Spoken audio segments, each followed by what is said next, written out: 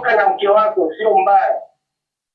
Kwa hivyo in short, kwa kifupi ni kwamba wewe umesimama kwamba pale mapenzi mazuri ni yale ya kuwekana wazi yani hapa nimekuelewa ndugu yangu na nimekujua kwa sababu kuna wimbo mmoja nadhani kama sijakosea.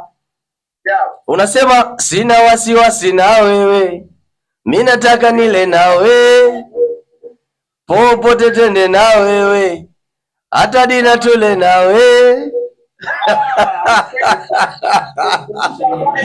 Tuko pamoja kaka, tuko pamoja. Huyo amekuwa upande wako.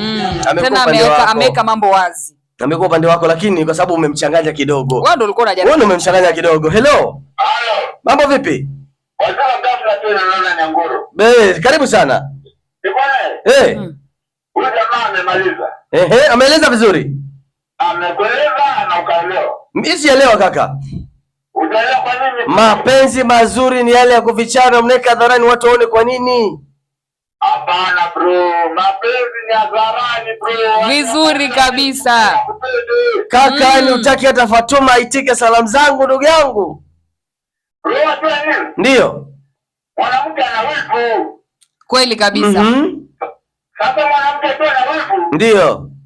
Haikali ukicheche bro. Nataka dunia nzima ijue ni yeye tu. Hapana, hivi hatukafikana. Hapana, weka hadharani ni wivu asibonge bro. Si ndo hapo sasa. Haya sawa ndugu yangu, sawa. Haina shida ndugu yangu, haina shida. Sasa tukubaliane kitu kimoja.